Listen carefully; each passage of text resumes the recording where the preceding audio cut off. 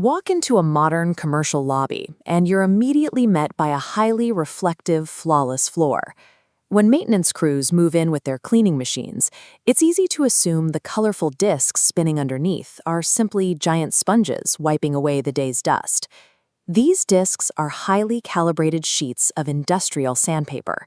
Under a microscope, they are networks of coarse, abrasive synthetic fibers engineered to tear across a surface at extreme velocities. Attaching an aggressive pad to a delicate floor creates irreversible damage. In seconds, the abrasive fibers can strip away the protective finish or physically drill a hole into the surface of the floor itself. To prevent millions of dollars in property damage, the industry uses a universal safeguard.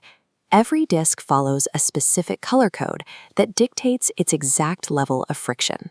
This system allows an operator to safely match the physical force of a heavy machine to the structural limits of the material they are cleaning. Physical aggressiveness increases from light to dark. White indicates the gentlest touch, while black represents the most destructive force.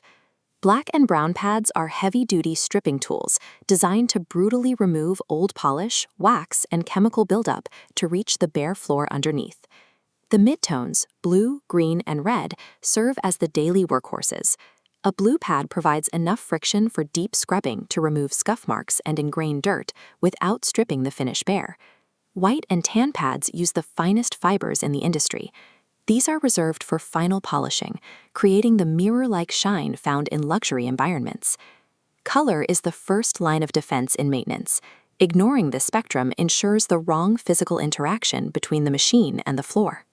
Surfaces like textured, porous tile require specialized materials that break the standard color mold. Melamine pads lift dirt from deep grout lines using only water. For natural stone restoration, the industry uses diamond-impregnated pads. These are woven with microscopic, jagged diamond dust, capable of grinding down solid rock. This material covers an extreme range of grit. A 30-grit diamond pad is aggressive enough to literally grind down severe lippage and uneven concrete edges. By contrast, a 12,000-grit pad polishes the stone so finely the surface becomes dirt-repellent. The finish creates a physical seal resembling a sheet of glass. These specialized materials illustrate the precision required in floor restoration. Success depends on an exact material match between the abrasive grit and the physical properties of the stone. The second variable is the machine. Selecting the correct pad color is ineffective if the machine's rotational speed is wrong. Low-speed buffers operate between 150 and 300 RPM. This slower rotation is necessary for wet scrubbing and safely stripping floors without losing control. High-speed burnishers spin at 1500 RPM or higher. These machines use intense, dry friction to heat and melt floor finishes, curing them into a high-gloss finish, often called the wet look. Because of this heat and velocity, an aggressive stripping pad must never be paired with a high-speed machine. Rotational speed acts as a force multiplier. The right speed protects the surface, while the wrong speed turns a standard pad into a destructive tool. The final variable is the surface itself. The physical makeup of the floor dictates where the entire equation must begin. Natural stone can withstand the heavy friction of diamond grinding, but delicate wooden floors require a different approach. On wood, any pad darker than red can physically scar the grain.